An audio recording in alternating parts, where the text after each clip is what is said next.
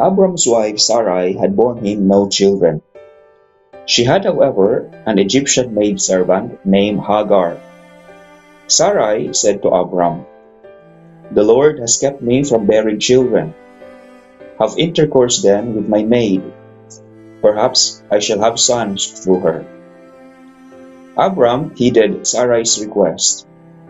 Thus, after Abram had lived 10 years in the land of Canaan, his wife Sarai took her maid, Hagar the Egyptian, and gave her to her husband Abram to be his concubine. He had intercourse with her, and she became pregnant. When she became aware of her pregnancy, she looked on her mistress with disdain. So Sarai said to Abram, "You are responsible for this outrage against me. I myself gave my maid to your embrace, but ever since she became aware of her pregnancy, she has been looking at me with disdain. May the Lord decide between you and me." Abram told Sarai, "Your maid is in your power. Do to her whatever you please."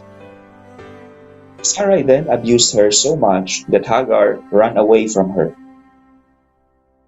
The Lord's messenger found her by a spring in the wilderness, the spring on the road to Shur, and he asked, "Hagar, maid of Sarai, where have you come from and where are you going?" She answered, "I am running away from my mistress Sarai." But the Lord's messenger told her, "Go back to your mistress and submit to her abusive treatment. I will make your descendants so numerous," added the Lord's messenger, "that they will be too many to count." Besides, the Lord's messenger said to her, "You are now pregnant and shall bear a son. You shall name him ISHMAEL, for the Lord has heard you. God has answered you. He shall be a wild ass of a man, his hand against everyone, and everyone's hand against him. In opposition to all his kin shall he encamp." To the Lord who spoke to her, she gave a name, saying, "You are the God of vision." She meant, "Have I really seen God and remained alive after my vision?" That is why the well is called Be'er Lahairoi. It is between Kadesh and Bered. Hagar bore Abram a son, and Abram named the son whom Hagar bore him Ishmael. Abram was 86 years old when Hagar bore him Ishmael.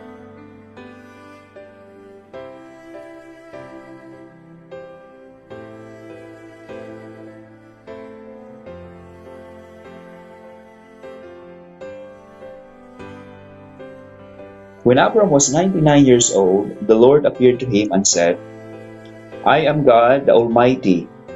Walk in my presence and be blameless. Between you and me I will establish my covenant, and I will multiply you exceedingly." When Abram prostrated himself, God continued to speak to him. "My covenant with you is this: you are to become the father of a host of nations. No longer shall you be called Abram. Your name shall be Abraham, for I am making you the father of a host of nations. I will render you exceedingly fertile.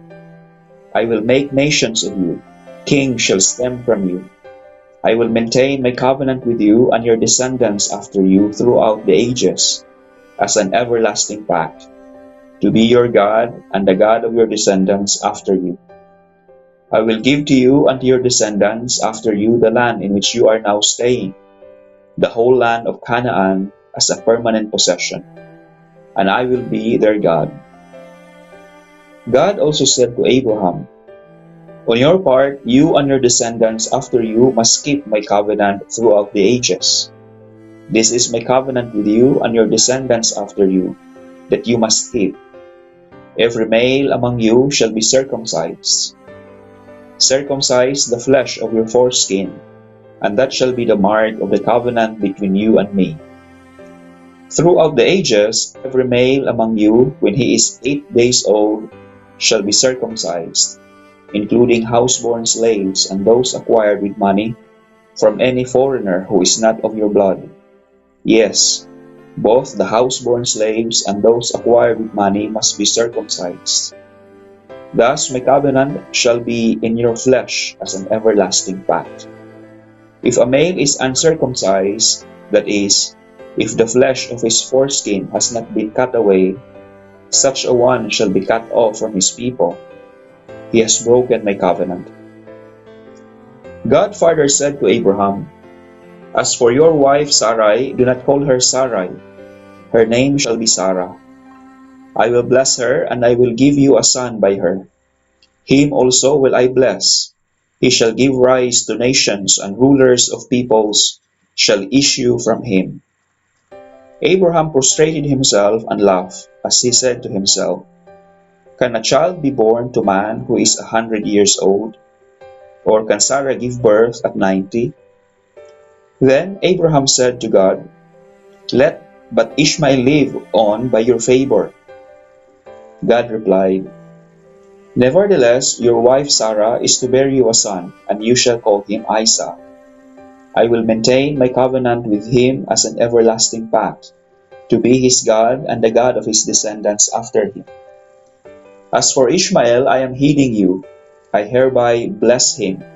I will make him fertile and will multiply him exceedingly. He shall become the father of 12 chieftains, and I will make of him a great nation.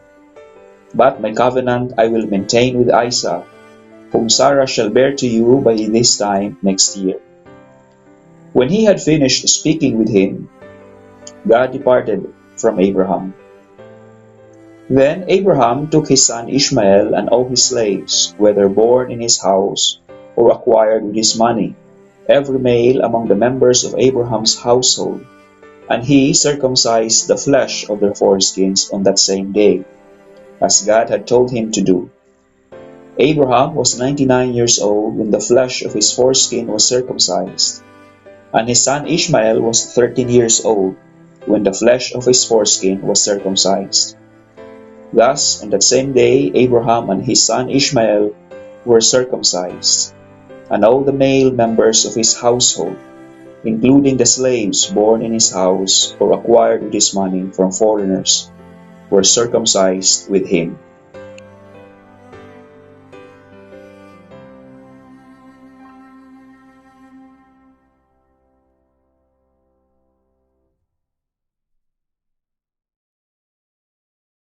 The Lord appeared to Abraham by the terebinth of Mamre as he sat in the entrance of his tent, while the day was growing hot.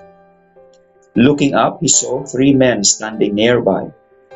When he saw them, he ran from the entrance of the tent to greet them, and bowing to the ground, he said, Sir, if I may ask you this favor, please do not go on past your servant. Let some water be brought that you may bathe your feet, and then rest yourselves under the tree. Now that you have come this close to your servant, let me bring you a little food, that you may refresh yourselves, and afterward you may go on your way. Very well, they replied, do as you have said. Abraham hastened into the tent and told Sarah, Quick, 3 seahs of fine flour, knead it and make rolls. He ran to the herd, picked out a tender, choice steer, and gave it to a servant who quickly prepared it. Then he got some curds and milk, as well as the steer that had been prepared, and set this before them. And he waited on them under the tree while they ate. Where is your wife Sarah? They asked him. There in the tent, he replied. One of them said, I will surely return to you about this time next year, and Sarah will then have a son. Sarah was listening at the entrance of the tent just behind him. Now Abraham and Sarah were old, advanced in years, and Sarah had stopped having her womanly periods. So Sarah laughed to herself and said, Now that I am so withered and my husband is so old, am I still to have sexual pleasure? But the Lord said to Abraham, Why did Sarah laugh and say, Shall I really bear a child, old as I am? Is anything too marvelous for the Lord to do? At the appointed time, about this time next year, I will return to you, and Sarah will have a son." Because she was afraid, Sarah dissembled, saying, "I didn't laugh." But he said, "Yes, you did,